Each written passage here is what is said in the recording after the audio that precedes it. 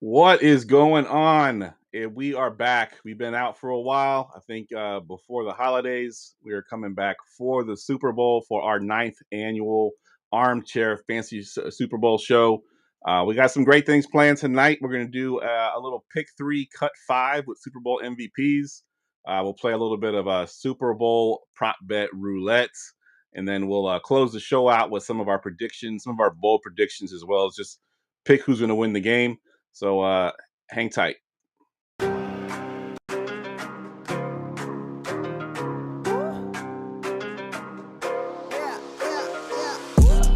Going for 2, kickers are extra, I give them the boot. Ooh, going for 2, sit back, relax while I grab me a brew. Ooh, now I'm reclining while putting my time and I'm ready to go.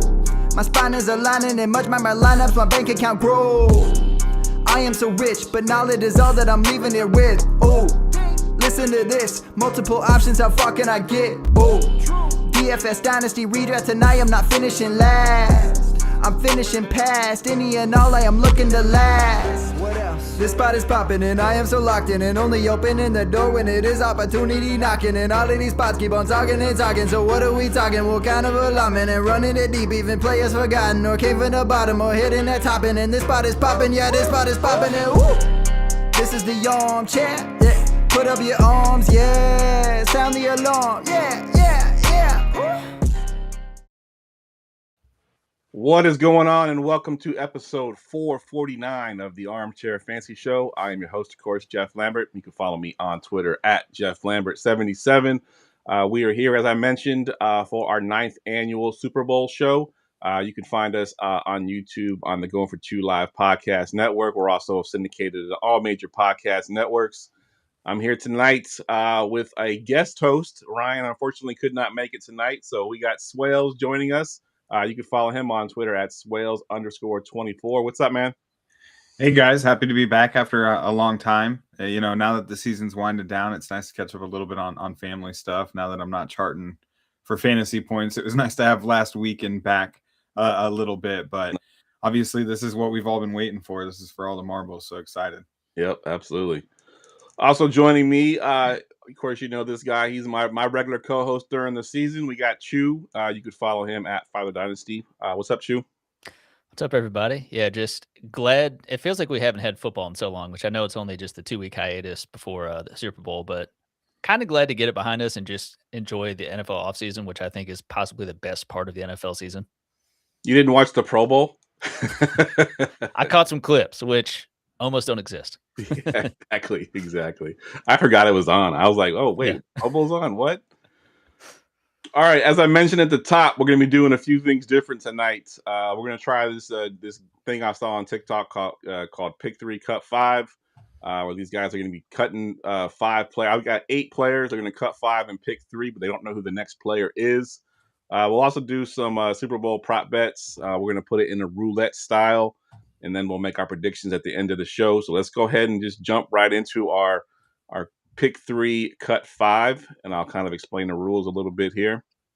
So the way it works, I have a list here of 8 players, all Super Bowl MVPs. I'm going to go through them. I'm going to give them to them one at a time, and they have to decide as a group who they want to keep and who they want to cut. Obviously, the goal is to keep the best 3 players. So your first player, gentlemen, is Drew Brees. You want to keep or cut Drew Brees? And y'all can talk through it against each other and figure out what y'all want to do. Yeah, I mean, I feel like he started the bar pretty high here, but one of the all-time leading passers in the NFL. He's got the Hall of Fame. It's a pretty easy. Like, I hope it's an easy keep. Yeah, I'm pretty comfortable with that. It's, even before he officially got in the Hall of Fame, his stats speak for itself. So, all right, so we are going Drew Brees for a keep. All right. That run by the Saints was legendary for sure. Yeah, absolutely. Yeah, that was one of the cooler stories for sure. Yeah. All right, your next player, Super Bowl MVP Ray Lewis. Keep or cut? Oh, the way he went out too. I mean, and he definitely didn't kill anybody. So I just want to make that very clear. 2-time Super Bowl winner, I believe, right? And then MVP of the one. Yep. Man, arguably one of the greatest middle linebackers to ever play the game. I think he's got to be a keep. This is getting scary already, though. Using your keeps already. All right. You're going to keep on this one as well? Yeah. I mean, it's going to be hilarious the amount of people we're going to have to cut, but I mean, it is what it is. Ray Lewis is a keep, one of the best middle linebackers to ever play.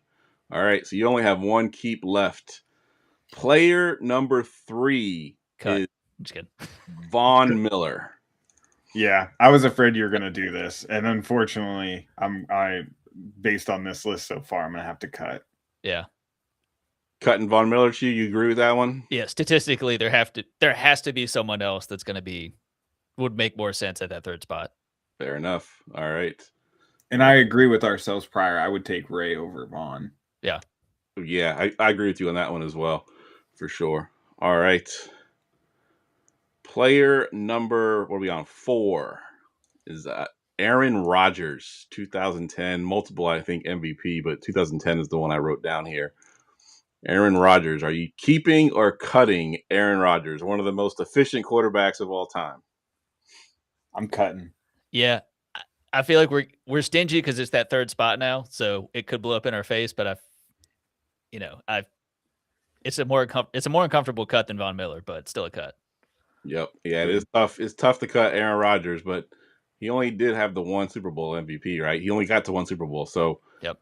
There's some multiple time guys that are still on the list, obviously.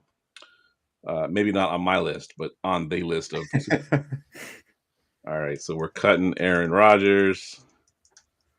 All right. Next player is Peyton Manning. Oh, son of a gun. Because there's potentially going to be like a Tom Brady coming our way. That's yeah. And then the question becomes like, would you have gone Peyton over Drew? Oh. And with it being the only spot, I this one's a struggle bus. What do you think, Chu?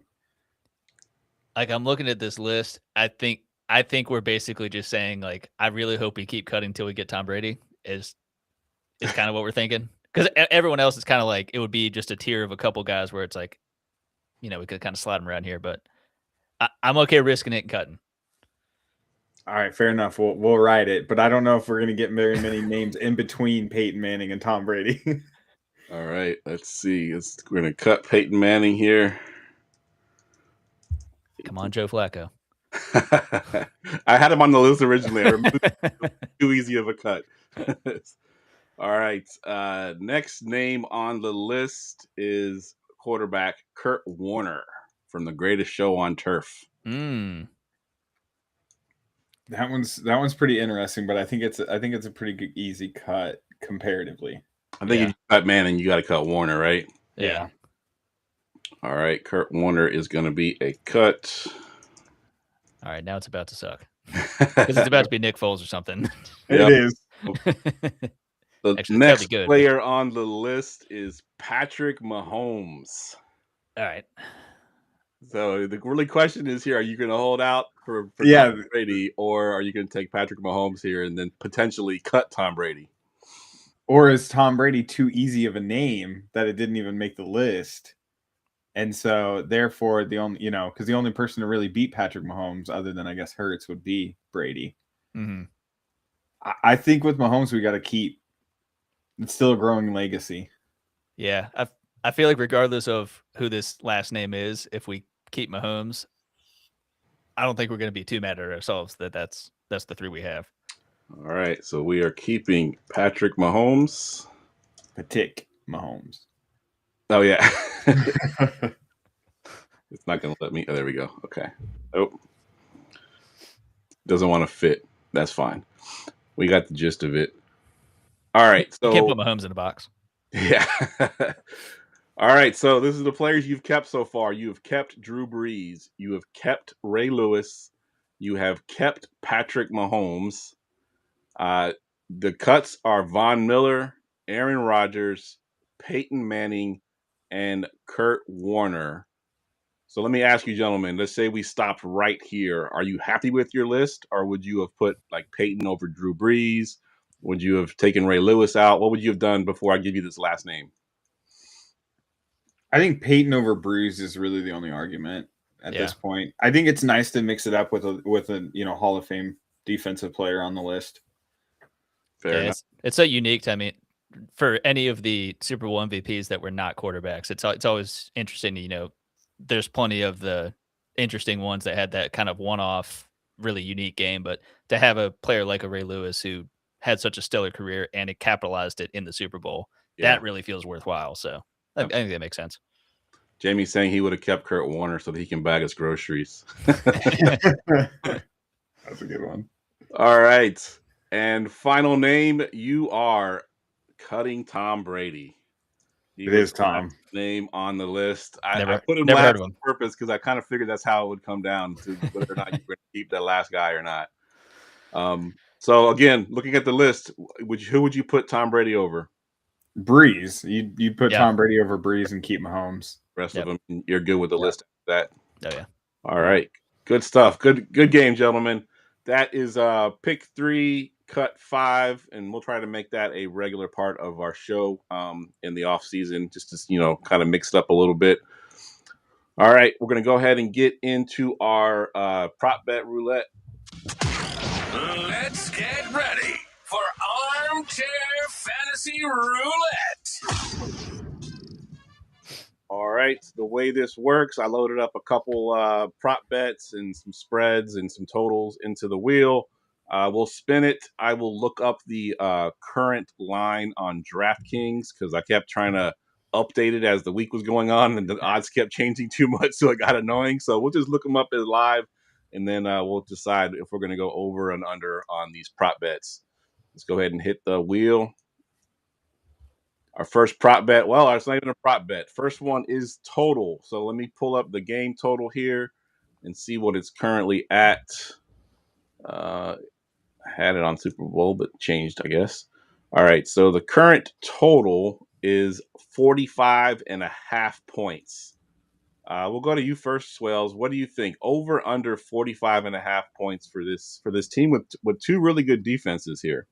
Yeah, I think I'm taking the under on this one. I think it's going to be somewhat of a sloppy game. I honestly expect anywhere between 2 to 3 turnovers between the two teams overall. And usually in the Super Bowl, you have a slow start in the first quarter. So give me the under. All right, you're going under. Where are you going with this one, Chew? You sticking under as well? Under, yeah. I mean, I have them. I mean, we'll get to the predictions, but I have them. I think just over 40 total. So I think there's a bit of enough of a margin there.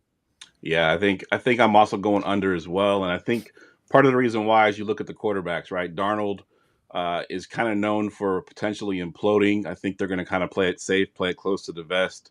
Don't want him ruining the game for them, so they'll kind of run the ball. And then on the other side, you got a rookie quarterback, right? They're gonna not rookie, second-year quarterback, first year in the Super Bowl. He's going to be kind of a little jittery first Super Bowl. But I think both teams are kind of first quarter, second quarter, kind of punch it out a little bit. Try to figure each other out. I don't think it's going to be a shootout, and I do think this goes under for sure. So I too will take the under. So now everybody bet the over. Yep. We got Max in the chat. He's saying Seahawks win. So we will get to our predictions at the end of the show, and we'll talk about who we think is going to win. All right, let's get to our next prop bet on the wheel. All right, JSN's total receiving yards.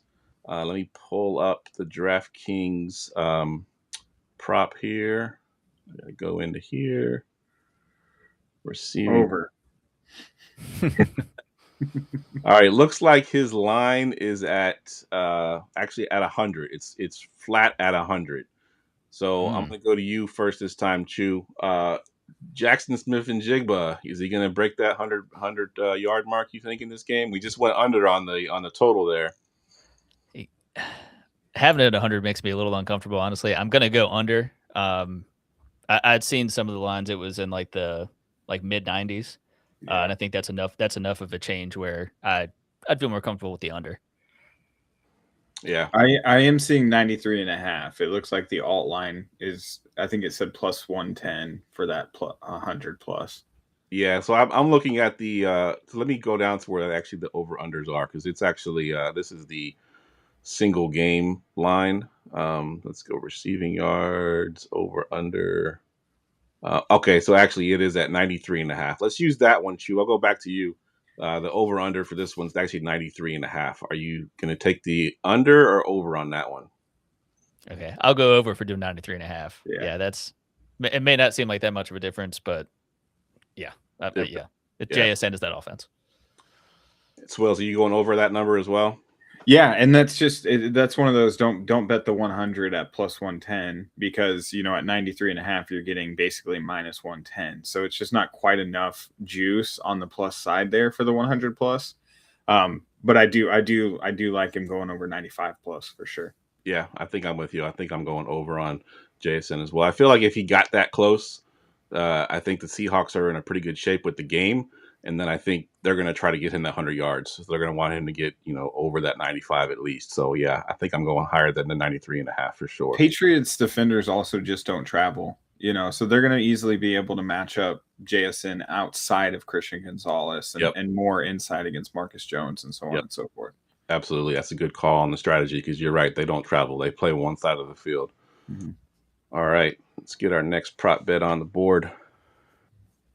All right, we're going to get the game ones out the way. We're going with the spread. I think I saw the spread was 4.5, I believe. Let's see. Mm-hmm. Yep, I got it at 4.5. So we're going to pick the team in the points or take the points. So we'll go to you first on this one as well. What side are you taking with the spread of 4.5? I mean, so for a week and a half, I thought it was a slam dunk Seahawks. I'm not going to lie, though. I'm starting to get a little bit nervous with like all of the public money, some of those things that are showing it's like 80% plus Seattle because it's setting up for all of it. So, and then now some of these lines are looking at like minus 115 for the minus 4.5 on Seattle. So give me the Patriots plus 4.5. You can find it on MGM at like plus 100 or DraftKings at minus 105. So yeah, I'll take that. All right. Chew, what are you going? You taking the points here? It's uncomfortable in a low scoring game with that 4.5. That just is a lot. It's going to take a Sam Darnold 3 touchdown game to push it to that point, and I don't think we're going to get that as we don't most games. So definitely going to take Patriots on that one. Yeah, I think I'm with you as well. I think I'm going to go Patriots plus the 4.5 because, again, I think both teams are going to be kind of playing it close to the vest. They're not going to want to make the big mistakes. It's going to be a close game right now and probably come down to a field goal. So I will take the Patriots with the 4.5. All right, let me get our next prop on the board. Hunter Henry receptions is our next prop bet here. Let me pull up the line on that one. Let me scroll down to the over-under. Receptions, over-under. Hunter Henry is at 3.5 currently is his line here. So over-under 3.5 receptions. I know in the middle of the season he was heavily used. I don't believe he was used as heavily as the season closed out. But we'll go to you first on this one, Swales. What are you doing with this one? Yeah, this one's pretty juiced too in some areas. So at the minus 125 that you can get it on DraftKings is one of the better odds places to get it.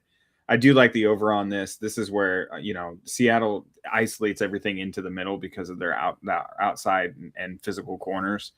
And so you're going to see Drake May most likely under a lot of duress, which is going to allow a lot of targets to the tight ends and running backs, which is Seattle has been one of the top 5, defenses in allowing targets and receptions to the tight end position.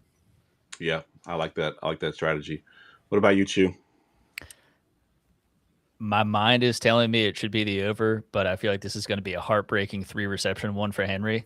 And so I'm just going to go with the fact of that. I feel like that's what we're going to get. We're going to hit the 3. It's going to be so disappointing. Hell, one might even be a touchdown, but I think we're going to be right at that 3. So I'm going to go under. Yeah, and Jamie's in the chat. He's saying he bet 5 over receptions for Hunter Henry. So he's really a believer in Hunter Henry. I think I'm with you, Chew. I think I'm going under on this one as well.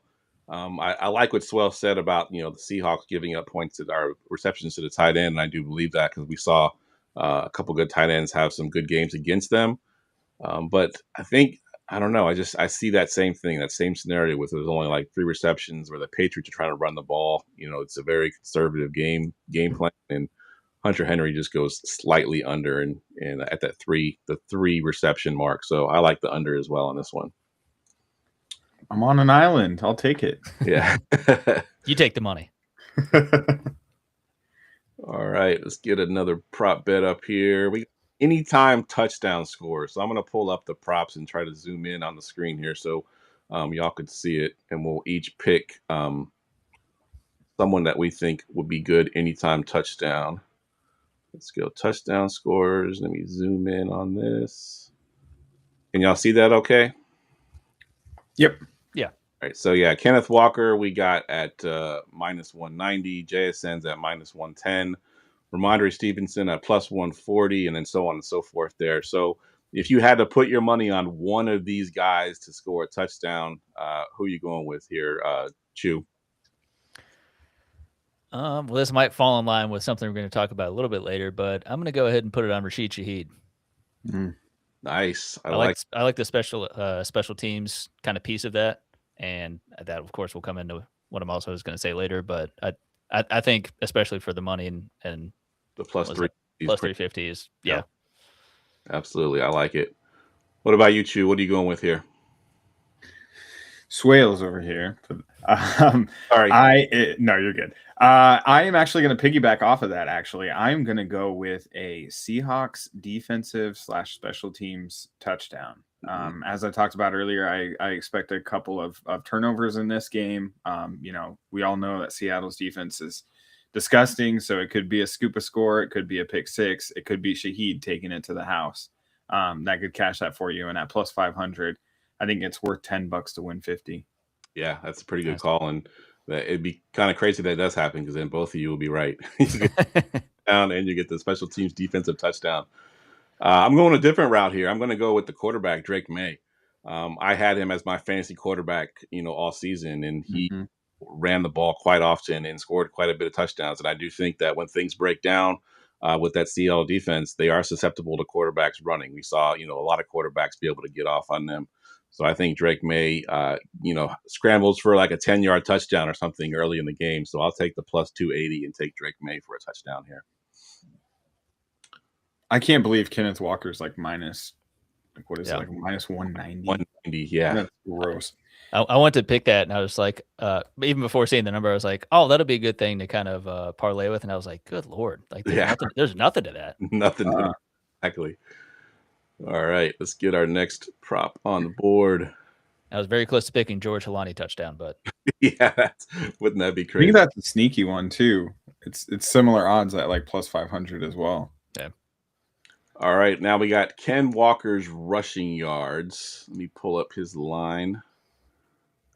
Rushing props. Kenneth Walker. Let's go rushing yards over under.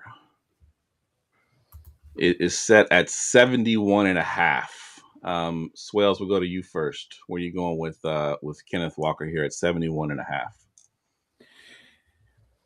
Yeah, I'm going to take the under. I think he's going to fall just slightly under that 70. There's been a lot of credit given to Milton Williams coming back and the Patriots defense, especially the rushing attack being beefed up the last 5 games.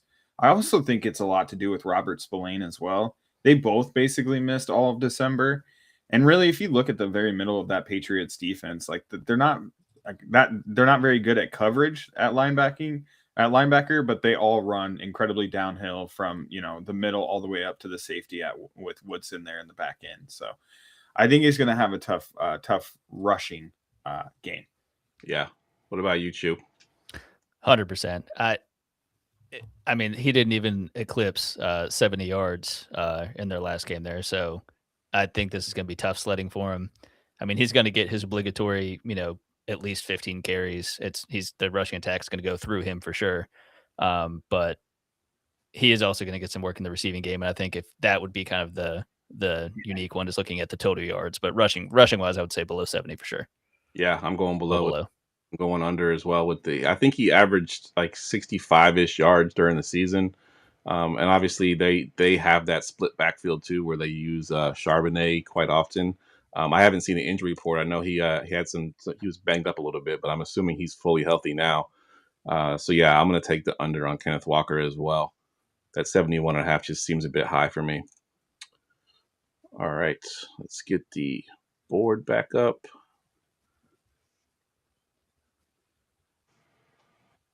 All right, let's get a quarterback one in here. Sam Darnold passing yards. Let's check out what his line is currently. Passing props and over under. Sam Darnold's line is currently at 230.5. Looks like he averaged about 237, almost 238 during the regular season. So 230.5 swells. Where are you going, over under on Sam Darnold? Yeah, I like the over on this one just a little bit. Right in that 240 to 250 pocket. Obviously, just coming off of the Kenneth Walker conversation, if we assume that they're going to stuff the run a little bit, it should funnel a little bit more, obviously, through the air for the Seahawks. Yeah. What about you, Chew? I don't feel great about it, but I'm going over. I wish if they were playing the Rams one more time and he'd get his. I mean, I think they had like over 500 or 550 combined passing yards the last two times he played the Rams. But otherwise, it's been a little dicey the last couple of games not playing against the Rams with, I think at or below 200 passing yards. But I mean, they've got to score somehow. And I think, he's done seeing ghosts. I think he's got his passing weapons he trusts, and he can get it done. Yeah, and Jamie's here. He says he's got Darnold's over at 29.5 attempts, but staying away from his yards. And I think, honestly, if I would stay away from his yards too, but for the sake of the show, I think I'm also going to go over. I think he goes over slightly. I don't think it'd be quite the 250, but I think he does go over. I just, like we mentioned about Kenneth Walker and that run defense of the Patriots, I think they're going to almost force the Seahawks to pass more than they probably want to, which is going to push Sam Darnold over that mark. And Kenneth Walker may get some receptions out of the backfield and pad those numbers as well for Sam Darnold. So I'll take the over. All right, let's see. We can do maybe two more. All right, we're going to talk about Ramondre Stevenson and his rushing numbers. Let me pull up his current line. Rushing props. Ramondre Stevenson over under is set at 50.5 rushing yards. He averaged about 47 yards during the regular season.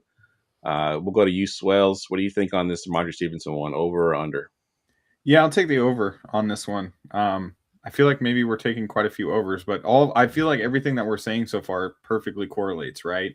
Even from the passing on Seattle side, I think obviously the Patriots, the one of the best ways for them to win the game is obviously isolate ball control, and Seattle's been a little bit, has shown the ability to be able to give up some on the ground game, with Corum having over 50 rushing yards last game too. So give me over 50 for Ramondre. All right, I like it. What about you, Chew? Love me some Ramondre. It's crazy that the coaching staff has still trusted him with all the ball security issues earlier in the season. But I mean, they know what they have in him. They trust him. I mean, hell, he had 25 rushing attempts last game. I don't expect that necessarily, but even if it's a little less than that and he's not tremendously efficient, he can still eclipse this number. So definitely hitting the over here. Yep, I am also going over as well. As I mentioned, second-year quarterback Drake May want to play a conservative. The best way to play conservative is to run the ball, and I think they do that with Stevenson, who's kind of the thunder to Henderson's lightning. So I think he gets the majority of the carries and sort of wears on him. And if we, think Seattle's going to win this game, which I think that's kind of the consensus, I think he could be that fourth quarter pounder that we're just running the clock out. And I'm talking about Seattle, and I meant to say I'm looking at the wrong person here. So sorry about that. Looking at Stevenson, the Patriots running the ball, keeping it, out of Drake May's hands, so to speak. I think Stevenson definitely goes over that 50.5. Started talking about Seattle because I'm reading about Seattle and got my players mixed up there. All right, let me go get one more prop bet here, and we'll round it out this one. All right, just total pass attempts. Let me go pull this one up. I thought was an interesting one. I don't usually do these type ones, but there was a passing prop where it was just Now I got to make sure I can find it on here. Might be under this specials. Maybe it's under passing props. Let's see. Pass attempts. There it is. Nope, that's pass attempts. I want pass yards.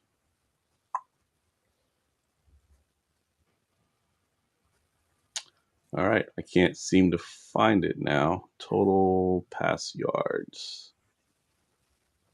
All right, let's skip that one. I'll get another one pulled up here. I don't know why I can't seem to find it now. There was basically you picked which quarterback you thought was going to have more passing yards out of the two, but I can't find the line. So let me get another one pulled up here. All right, this one I know I can find. This is total receiving yards. Let's go back to DraftKings. The app is different than the website, so it's a little bit more difficult for me to find everything because the app makes it a little bit easier. All right, so we are looking at total receptions, most receiving yards. There we go. All right, so here are the options. Obviously, JSN is your top guy at minus 185. Stephon Diggs plus 750. Cooper Kupp at plus 1,000. Hunter Henry and Butte, Mac Hollins. You can kind of look at the rest of those down the line there. So if you're putting your money on this, Chew, which of these guys are you betting on to have the most receiving yards in this game? I mean, if I'm being really ballsy, I'm going to go Booty, but I like that. Yeah, I mean, I could see that scenario where it's just literally 3 receptions and it just makes everyone furious. Yeah, for sure. I'm just waiting for chaos because that's, if we always want the excitement of like, oh, the super high scoring, everything. It's like, it's the Super Bowl. It's 2 good defenses. It's not going to be as fun as we want it to, but there's going to be a little bit of chaos. I think it will definitely include. It will either include Booty or Halani. I don't know which one. Maybe both. Bet on both. See which one shows up. What about you, Swells? Where are you going here with most receiving yards? I like the answer with Butte for sure because he has the capability of going for that 3 for 100 and taking the top off. He has a connection with Drake May. I think just for sake of giving a different answer, I think Shaheed being at plus 2,200 is incredibly interesting just because, again, of the big playability. I mean, he could go one catch for 80 yards, and then JSN has a huge hole to climb to try to beat that. Yeah, that's actually where I was going to go with Rashid Shaheed with some of the things we talked about earlier in the game, that he's the big play guy, catch that bomb on the first quarter and then not catch it past the rest of the game and still end up lead the team in receptions or receiving yards. So yeah, I'm going to go Rashid here with the plus 2,200 and hope that pans out. All right, so that was our Super Bowl prop bet roulettes. Now we're going to get to our predictions and some bold predictions. Let me close our screen here. All right. So the way I broke this down into really 3 categories, give me your winner. I'm sorry, 4 categories. Give me your winner, give me the score of the game, your MVP, and then 1 bold prediction. And we'll go to you first, Swales. All right. So give all 4 of them? Yeah, go ahead and give all 4 and then break them down. All right, so for the winner, I do think the Seahawks pull this one out, 24-20 overall. So we're within that 4.5 spread where I had the Patriots plus 4.5. From an MVP standpoint, I think the MVP is going to end up going to Kenneth Walker. All right. And bold prediction, I'm really stuck between a couple of long shot anytime touchdown people. Both of them are on the Seahawks. Both of them, I was just triple checking real quick. I think, let's see here. I don't know if anybody else is feeling this, so I'll just name the one I think I'm going with. It looks like there's actually been some movement on him. He was originally like plus 1,500, but now he's dipped down. It looks like on DraftKings he's plus 1,300, but Eric Saubert. He's kind of the goal line package tied in there. You could see some, Chew's talking about chaos. Well, there you go. You could see some weird rollout play, a little bit of a, late tight end leak out there, and he's just wide open for a 1-yard touchdown catch. Love it. Did you give your score? What's the score of the game, you think? 24-20. 24-20. All right. All right, Chew, what do you got for your winner, score, MVP, and bold prediction?